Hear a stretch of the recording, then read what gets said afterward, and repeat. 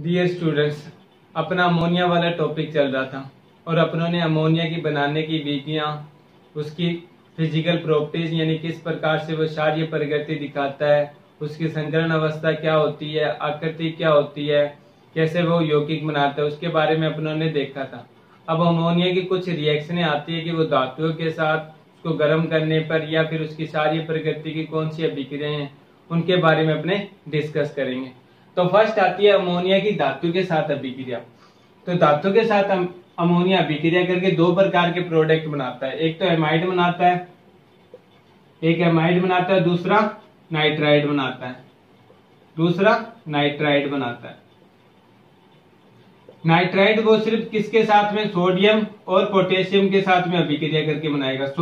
Amide वो किसके साथ में करके बनाएगा, तो ओनली सोडियम और पोटेशियम के साथ में अभिक्रिया करके किसका निर्माण करेगा, एमाइड का निर्माण करेगा। अन्य कोई भी ले लो, मैग्नीशियम ले लो, लिथियम ले लो, कैल्शियम ले लो, उनके साथ अभिक्रिया करके वो क्या करेगा, नाइट्राइड का निर्माण करेगा। तो लिथियम के साथ में मैंने रिएक्शन दिखा रखी है और लिथियम के साथ में अभिक्रिया करके ये किसका निर्माण कर रहा है, तो लिथियम नाइट्राइड का निर्माण कर रहा है। किसका निर्माण कर रहा है, लिथियम नाइट्राइड का निर्माण कर रहा है। और उसी प्रकार से मैंने सेकंड रिएक्शन यहाँ पर किसकी दिखा रखी है, सोडियम की रिएक्शन दिखा रखी है। सोडियम के साथ में अमोनिया अभिक्रिया करके किसका निर्माण करता है, तो सोडियम एमाइड का निर्माण करता है। सोडियम एमाइड बोलते हैं इसे, सोडियम एमाइड का निर्माण करता है। तो बस थोड़ी सी चीज ध्यान रखना, सोडियम और पोटेशियम के साथ में अभिक्रिया करके ये क्या करेगा, एमाइड का निर्माण करेगा। और अन्य कोई भी धातु, लिथियम ले लो, कैल्शियम ले लो, मैग्नीशियम ले लो, बेरिलियम ले लो, इन सब के साथ में अभिक्रिया करके वो क्या करेगा, नाइट्राइड का ही निर्माण करेगा। फिर आता है कि लिथियम यानी जो अमोनिया होता है, अमोनिया के वियोजन से क्या प्राप्त होगा, वियोजन कैसे होगा, मतलब अमोनिया को अपने क्या करेंगे, तोड़ेंगे तो किसका निर्माण हो सकता है। तो अमोनिया का वियोजन पहले सिंपल तो होगा नहीं, उसके लिए अपने को क्या करना होगा, हाई टेम्परेचर पर अमोनिया को गर्म करना होगा।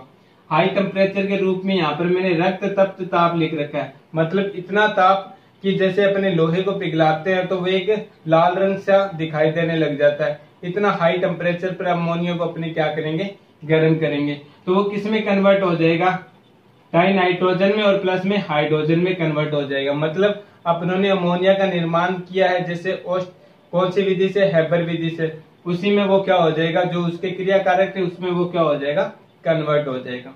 वियोजन में सिर्फ इतना सा ध्यान रखना है, वियोजित होकर किस में कन्वर्ट होगा, जिससे ये बना है। हैबर विधि में किससे बना था, डाई नाइट्रोजन और हाइड्रोजन से बना था। ठीक है, तो वियोजन का थोड़ा सा ध्यान रखना। फिर आता है कि हैलोजन के साथ अभिक्रिया करके अमोनिया किसका निर्माण करता है। तो हैलोजन के साथ में तो स्पेशली इसकी रिएक्शन क्लोरीन के साथ में या फ्लोरीन के साथ में, इनके साथ ही पूछता है, क्योंकि हैलोजन यही होते हैं और हैलोजन अणुओं के साथ में क्या करनी है, अपने को अमोनिया की अभिक्रिया करानी है। अब हैलोजन अणु को वो दो मात्रा में बोलेगा, एक तो सीमित मात्रा में और एक अधिक मात्रा में। यानी क्वेश्चन इस टाइप से दे देगा वो कि क्या होता है कि अमोनिया क्लोरीन की सीमित मात्रा के साथ में अभिक्रिया करता है तो अमोनिया क्लोराइड का निर्माण होगा। जब अमोनिया क्लोरीन की सीमित मात्रा के साथ में अभिक्रिया करेगा तो किसका निर्माण करना है, अपने को अमोनिया क्लोराइड का निर्माण करना है। और जब अमोनिया की अभिक्रिया किसके साथ में, क्लोरीन की अधिक्य के साथ में कराया जाता है, मतलब अधिक मात्रा में क्लोरीन उपयोग किया जाता है, तो वो किस में कन्वर्ट हो जाएगा, नाइट्रोजन ट्राइक्लोराइड में कन्वर्ट हो जाएगा। नाइट्रोजन ट्राइक्लोराइड में कन्वर्ट हो जाएगा, यानी नाइट्रोजन ट्राइक्लोराइड में वो क्या हो जाएगा, कन्वर्ट हो जाएगा। क्वेश्चन हमेशा ऐसे ही पूछता है, अमोनिया क्लोरीन की सीमित मात्रा के साथ में अभिक्रिया करके किस प्रकार की यौगिक का निर्माण करता है। क्या होता है अमोनिया जब क्लोरीन के अधिक्य के साथ में उसे गर्म किया जाता है, तो वहां पर सिर्फ ये दो चीज ही अपने को क्या करती है, परेशान करती है, अधिक्य और सीमित मात्रा।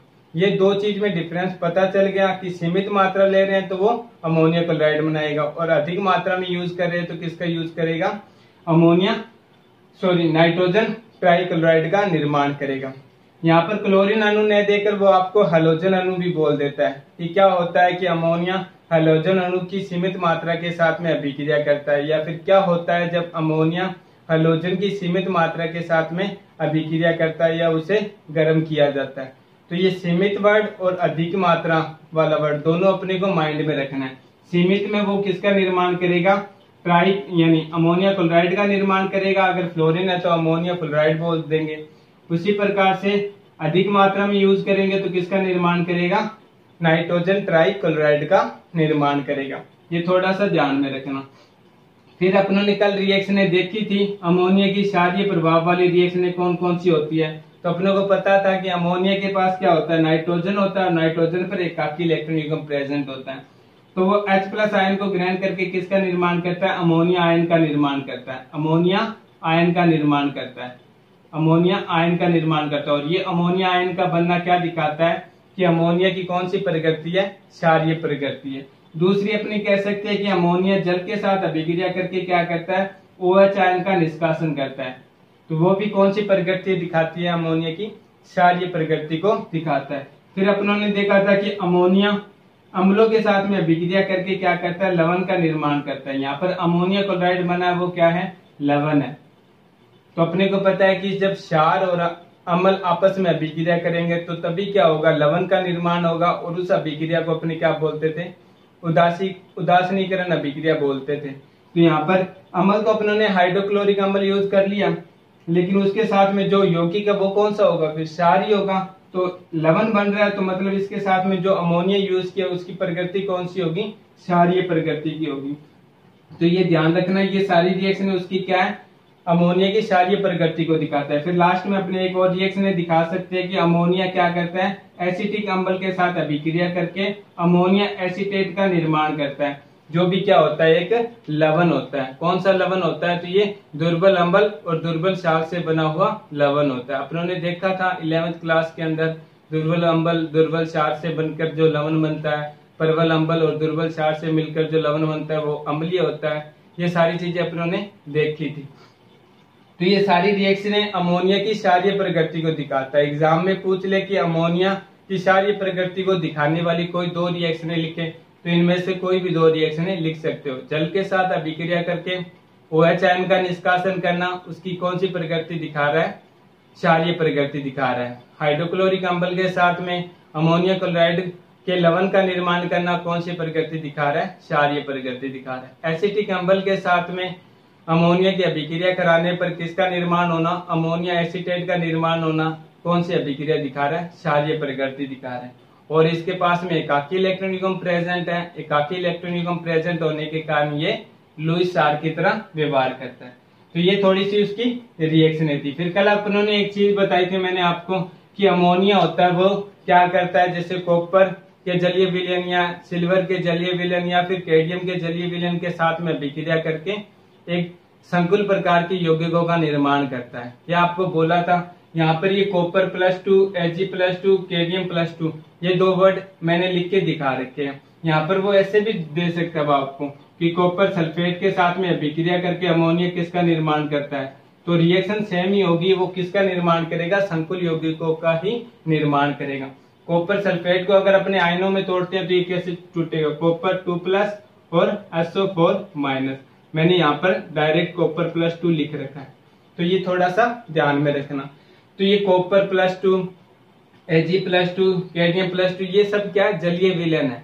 क्वेश्चन ऐसे पूछता है कि क्या होता है कि अमोनिया कॉपर +2 के जलीय विलयन के साथ अभिक्रिया करके किसका निर्माण करता है, या फिर ऐसे बोल देगा कि कॉपर +2 के जलीय विलयन में अमोनिया को प्रभावित करने पर किस प्रकार के यौगिक बनते हैं, अभिक्रिया दीजिए।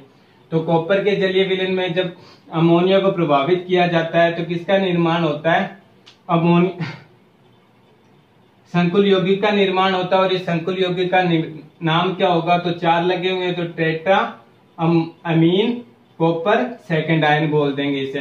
टेट्रा अमीन, टेट्रा इसलिए बोला है क्योंकि 4 इसके साथ में क्या लगे हुए हैं, अमीन लगे हुए हैं। टेट्रा अमीन साथ में कॉपर है और आयन कौन सा है, तो ये सेकंड वाला आयन है, तो अपने क्या लिख देंगे, ब्रैकेट में सेकंड आयन लिख देंगे।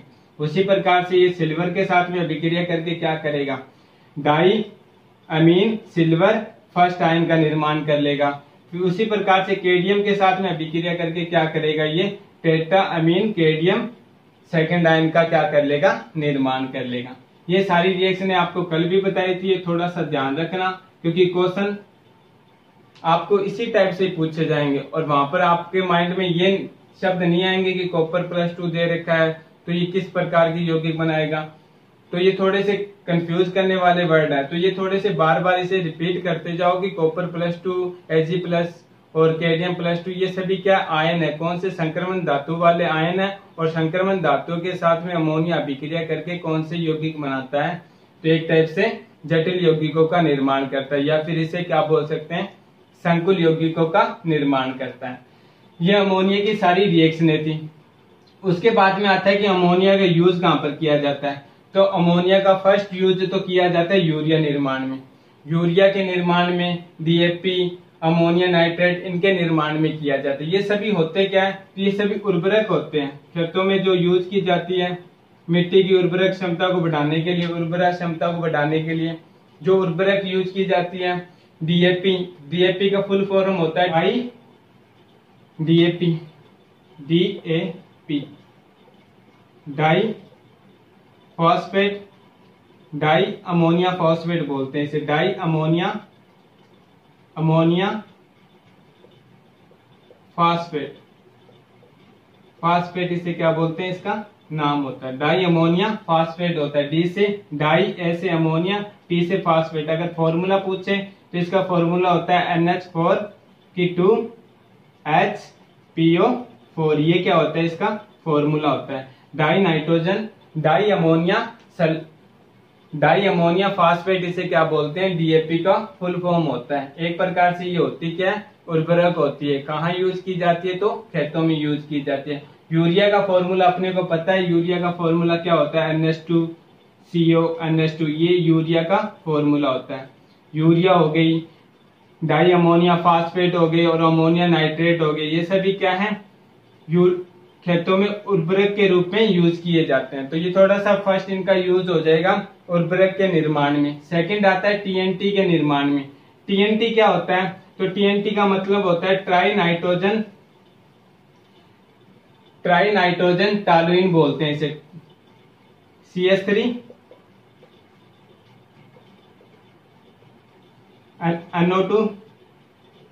NO2 और इसके साथ में NO2। ये क्या है अपना TNT है। TNT का फुल फॉर्म क्या हो जाएगा, ट्राई नाइट्रो टॉलुइन, क्योंकि एक ट्राई नाइट्रो टॉलुइन की क्या है, स्ट्रक्चर है। 3 इसके साथ में क्या जुड़े हुए हैं, 1 2 3 3 इसके साथ नाइट्रोजन समूह जुड़े हुए हैं, सॉरी नाइट्रो समूह जुड़े हुए हैं, इसलिए इसे क्या बोल दिया अपनों ने, ट्राई वर्ड यूज कर लिया, ट्राई नाइट्रो। और अपने को पता है ये स्ट्रक्चर किसकी होती है, टॉलुइन की स्ट्रक्चर होती है। तो TNT के निर्माण में भी किसका यूज किया जाता है, अमोनिया का निर्माण किया जाता है। TNT बनता कैसे, अपने को रिएक्शन ध्यान में नहीं रखनी क्योंकि हार्ड रिएक्शन होती है।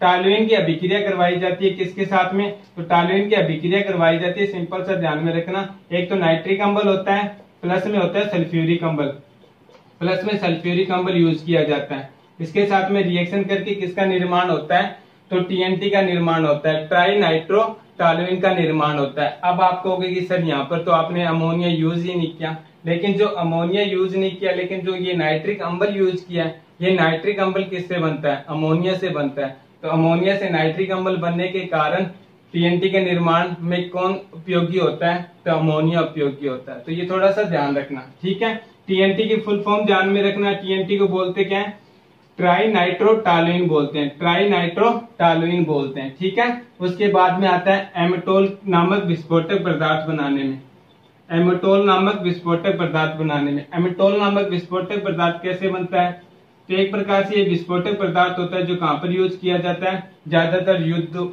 युद्ध के अंदर यूज किया जाता है। तो ये बनता कैसे है, तो एक अपनों ने जो TNT बनाया है उसकी रिएक्शन किसके साथ में करवाएंगे, अमोनिया नाइट्राइड के साथ में अभिक्रिया करवाएंगे, तो किस प्रकार का यौगिक बनेगा, एक टाइप का जो उत्पाद बनेगा वो क्या कहलाएगा, अपना एमेटोल कहलाएगा। और ये होगा क्या, एक टाइप से विस्फोटक पदार्थ होगा। रिएक्शन नहीं देखनी अपने को इन चीजों की, क्योंकि ये रिएक्शन है बहुत ज्यादा हार्ड है, मतलब कई स्टेपों में रिएक्शन है, अपने को कभी पूछा भी नहीं गया इन रिएक्शनों को, ना ही अपने बुक के अंदर दे रखी है। तो जो चीजें नहीं दे रखी अपने, क्यों उन पर बेफालतू दिमाग वेस्ट करे अपना। तो ये थोड़ा सा ध्यान में रखना। एमेटोल नामक विस्फोटक पदार्थ बनाने के लिए क्या करना होगा अपने को, सिर्फ टीएनटी की अभिक्रिया करवाएंगे किसके साथ में, अमोनिया नाइट्रेट के साथ में क्या करवाएंगे, टीएनटी की अभिक्रिया करवाएंगे। टीएनटी का मतलब ट्राई नाइट्रोटॉलुइन बोलते हैं। ट्राई नाइट्रोटॉलुइन बनाने में, उसके बाद में एमेटोल बनाने में, डीएपी यूरिया अमोनिया के निर्माण में, ओस्टवाल विधि से अपने क्या करेंगे, नाइट्रिक अम्ल का निर्माण करेंगे उसके निर्माण में। और कह सकते हैं अपने जो साल्व प्रक्रम होता है, साल्व प्रक्रम में किसके निर्माण करने में, सोडियम बाइकार्बोनेट के निर्माण में, बेकिंग सोडा के निर्माण में। यहाँ पर भी अमोनिया यूज की जाती है, प्रयोगशाला में भी यूज की जाती है अभिकर्मक के रूप में। फिर अपने कह सकते हैं विलायक के रूप में भी यूज होती है। कृत्रिम रेसे होते हैं, उनकी ब्लीचिंग करने में भी क्या होता है, अमोनिया का यूज किया जाता है। ये सारे अमोनिया के कार्य हैं।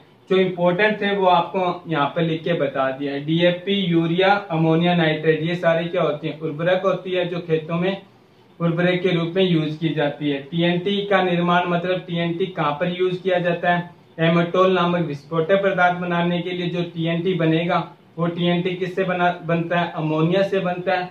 और वो अमोनिया से क्या होता है, पहले नाइट्रिक अम्ल बनता है, वो नाइट्रिक अम्ल बनने के बाद में फिर टीएनटी का निर्माण होता है। और टीएनटी के बाद में टीएनटी और किसके साथ में, अमोनिया नाइट्रेट के साथ में अभिक्रिया करके किसका निर्माण करवाता है, तो वो एमेटोल का निर्माण करवाता है। ये सारी रिएक्शन अमोनिया की थी। ठीक है, तो यहाँ तक अपना अमोनिया का टॉपिक कवर होता है।